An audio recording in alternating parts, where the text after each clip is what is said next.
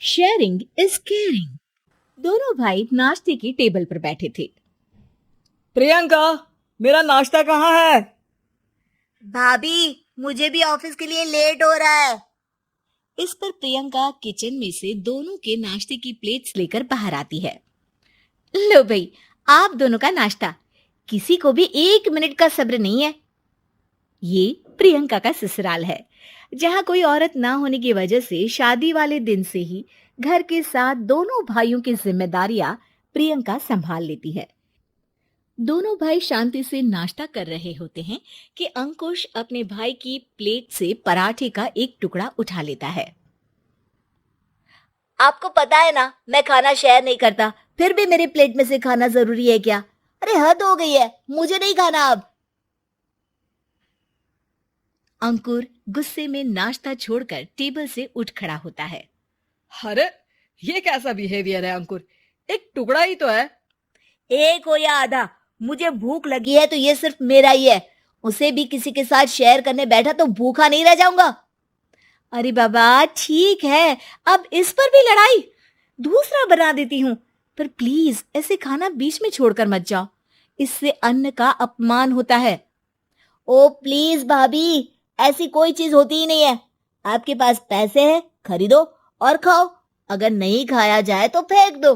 अरे दुनिया में सब यही करते हैं। अंकुर बैग उठाकर ऑफिस के लिए चला जाता है, जिसके पीछे उसका बड़ा भाई मायूस सा घर में खड़ा रह जाता है। जिसने बचपन से सोने की चम्मच में खाया हो, उसे दुनिया के बारे में क्या पता होगा। वैसे गलती तो हमारी ही है। अगर कभी बचपन में ही सही गलत का फर्क सिखाया होता तो आज ये हाल नहीं होते। आप फिक्र क्यों करते हैं जी? भगवान है, वो जो भी करता है सबकी भलाई के लिए ही करता है। और जब वो चाहेंगे तो अपनी तरह से अंकुर भैया को भी सब कुछ सिखा देंगे। पत्नी की बात पर विश्वास कर अंकुश भी ऑफिस चला जाता है। सुबह से दोपहर होती है और अंकुर लंच करने ऑफिस के पास वाले रेस्टोरेंट में पहुंचता है, जहां वो एक साथ बहुत सारा खाना ऑर्डर कर देता है। सर, क्या कोई आपको ज्वाइन करने वाला है? नहीं तो क्यों? अब कुछ नहीं सर, ऐसे ही। वेटर चला जाता है और कुछ देर में अंकुर का ऑर्डर लेकर वापस आता है, जिस पर अंकुर सब डिशेस में से थोड़ा थोड़ा खाकर बाकी ऐसे ही छोड़कर बिल देकर चला जाता है। वाह भगवान, तेरी माया। कहीं कोई एक एक टुकड़े के लिए तरसता रहता है और ये 5 लोगों का खाना ऑर्डर करके एक का भी पूरा नहीं खाते। पैसे वालों की माया। वेटर टेबल साफ कर बचा हुआ सारा खाना लेकर रेस्टोरेंट के पीछे घूम रहे बच्चों के पास पहुंच जाता है, जिसे देख बच्चों के चेहरे खिल उठते हैं। वाह, आज इतना सारा खाना आया। थैंक यू भैया, भगवान आपको खाने की फैक्ट्री बना दे। अगर ये फैक्ट्री मेरी होती तो तुम लोगों को कभी किसी का झूठा बचा हुआ खाना नहीं खाना पड़ता। चलो तुम लोग खाओ, पर ध्यान रखो किसी को पता ना चले, नहीं तो मेरी नौकरी चली जाएगी। इसी के साथ दिन बीतता है और रात को दोनों भाई एक साथ घर पहुंचते हैं। कुछ देर में सब डिनर करने बैठते हैं, जहां अंकुश अंकुर को समझाने की कोशिश करता है। अंकुर, अगर हमें लाइफ में सब कुछ मिला है, इसका ये मतलब नहीं कि तुम उसका गलत फायदा उठाओ, बल्कि तुम्हें उसकी मदद से दूसरों को भी मदद करनी चाहिए। भैया, जिनके पास नहीं है उनकी वजह मैं तो नहीं ना। और ऐसे बहुत लोग हैं जिनके पास सब कुछ है। इसलिए अगर मैं एक इंसान कुछ नहीं करूंगा तो कोई फर्क नहीं पड़ने वाला। तुम्हारे भैया बस एक चीज समझाना चाहते हैं कि जिस चीज की हमारे पास कमी नहीं है, उसे बर्बाद करने से अच्छा है कि लोगों के साथ शेयर करें। इससे हम सिर्फ सामान नहीं, खुशियां भी बांटते हैं, और इसमें तुम्हारा ज्यादा कुछ तो जाएगा नहीं। भैया भाभी की बात सुन अंकुर कुछ बोले बिना उठकर चला जाता है।